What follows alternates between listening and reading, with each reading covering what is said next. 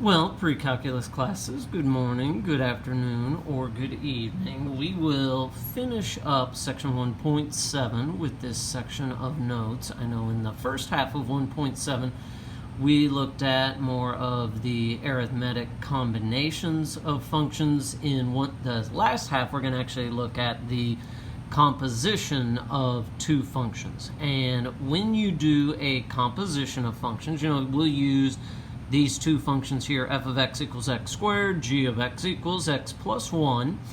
And a composition of f with g is going to be written one of two ways. Either f dot g, I know it kind of looks like an O, it doesn't say fog of x, but again, this is f dot g of x.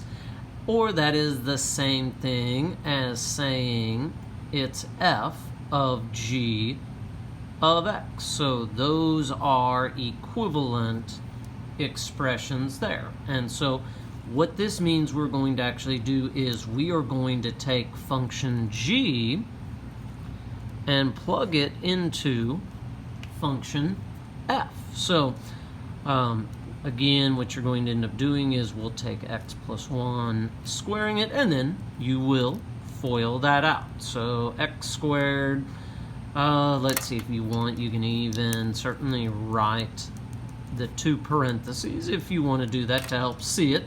But then x squared plus 2x plus 1. So again, whether it's f dot g of x or f of g of x, that's how this one reads. So again, this one is f of g of x. So you'll see both of these formats show up. 1.7 has a lot of different notations in there, and sometimes that's the biggest issue with this section. So again, find the following compositions. F dot g of x, again, we'll plug g into x. Sometimes they're real nice, simple compositions, whereas here it's just going to be 5 minus x squared minus 3, and then combine your like terms, so it's just 2 minus x squared. Or certainly if you want, write it negative x squared plus 2, whatever you want to do there is fine. The next one, g dot f of x. So now, since this will be the last one that we actually do, now we are going to plug function f into function g.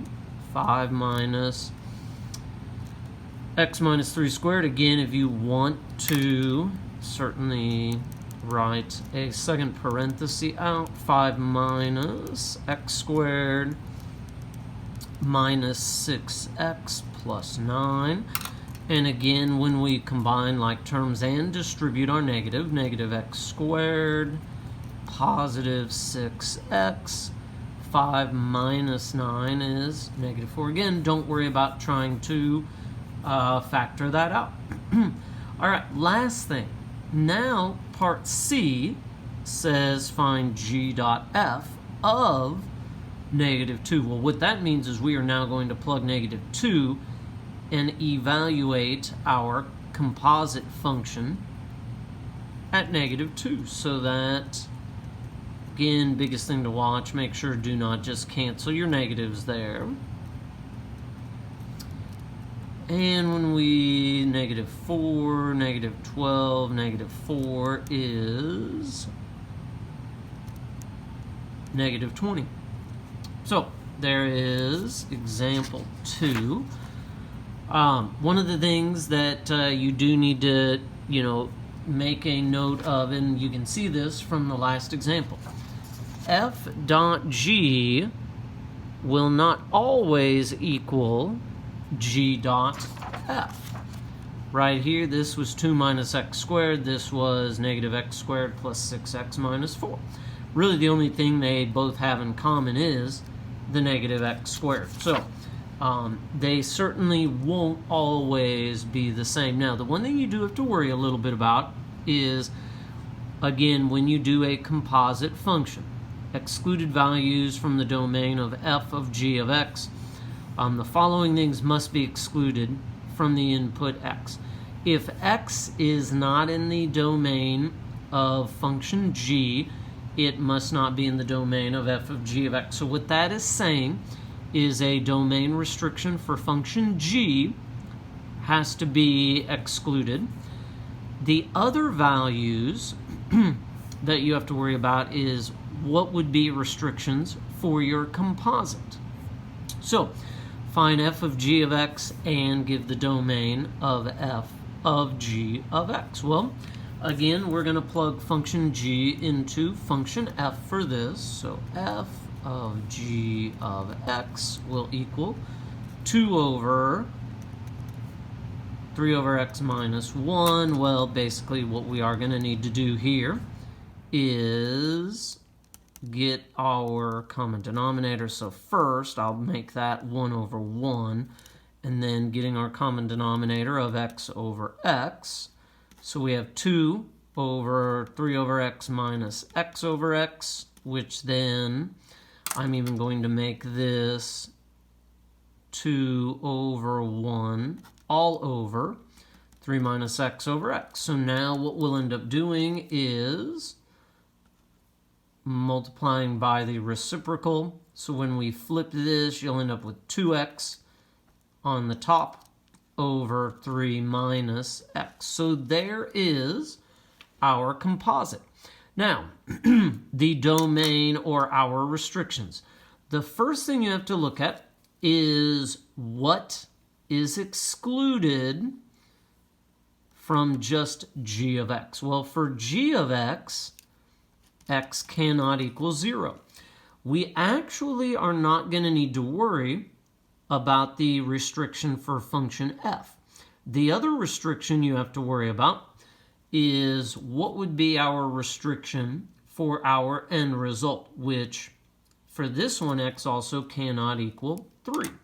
Now, the one thing that also it didn't just say what are the restrictions, it says find the domain. So our domain will be negative infinity to 0, union 0 to 3, and 3 to infinity. So the reason why just the 1 is not an issue is we're looking at what would you have to plug in here to make this into a 1. Well, the value that actually does that is 3, because if you put 3 over 3 in, that's where the 1 comes from. So that's why we don't actually look at the restrictions for f. You look at what are the restrictions for the end result composite. So that's one of the other issues that shows up in section 1.7. And then, just some other composites here. Find f dot g of x, domain of f dot g of x. If you have x squared minus 9 for f of x, g of x is the square root of 9 minus x squared. So for this, what's going to end up happening is when we plug in, we are going to take the square root of x squared minus 9 squared minus 9. Because again, when we plug g into f, well, the square root of x squared minus 9 is just x squared minus 9.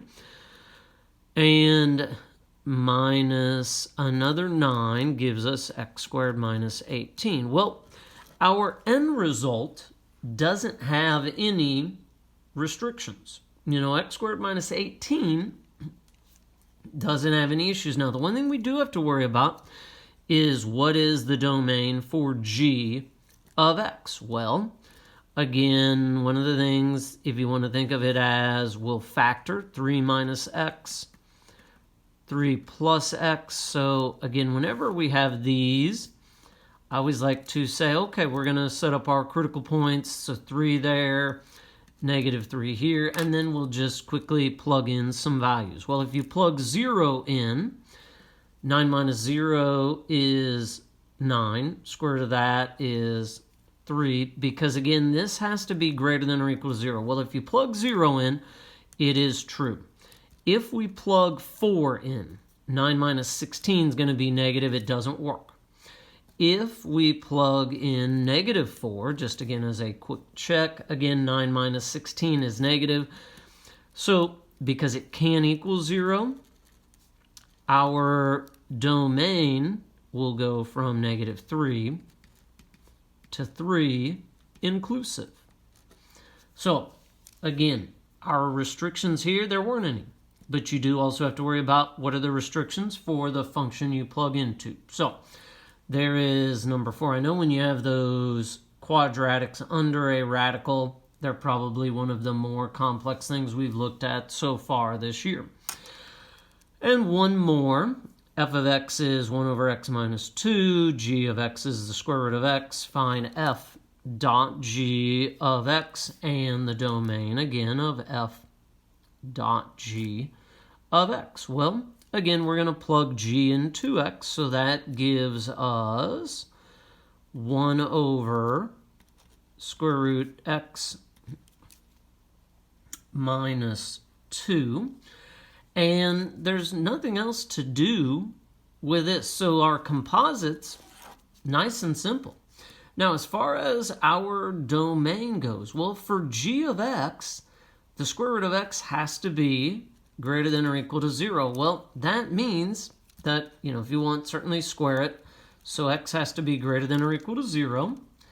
Well, there is one other issue.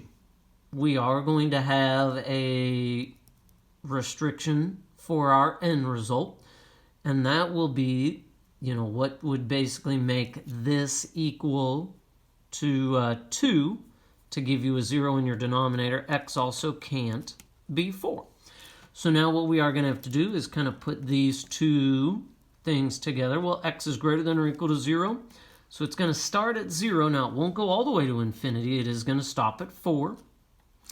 Because it cannot equal 4 for the denominator, we'll use a parenthesis there, and then a union from positive 4 to positive infinity. So again, there is one other composite example. And then this last one, I really like this question. It says, h of x equals 1 over x minus 2 squared. Express h of x as a composition of two functions. Well, one of the things that, if we're in class and I have this example, I always like to say, okay, you guys come up with two functions, f of x, g of x, and we're going to say that h of x is f of g of x. So if you want, take a moment, hit pause on the video, and see what you can come up with for these two functions. There's more than one way you can actually do this question. And one of the two ways, certainly, that you can do this is, if you want to look at this and say, well, f of x is 1 over x squared.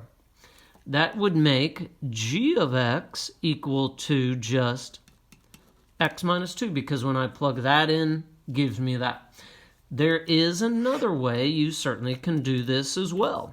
F of x is 1 over x. G of x is x minus 2 squared. Most of the time, this is the most common way to think about this question. This is another option there. So, certainly, again, with a little more of an open-ended question, but that is another type of composite question you certainly might encounter in Chapter 1.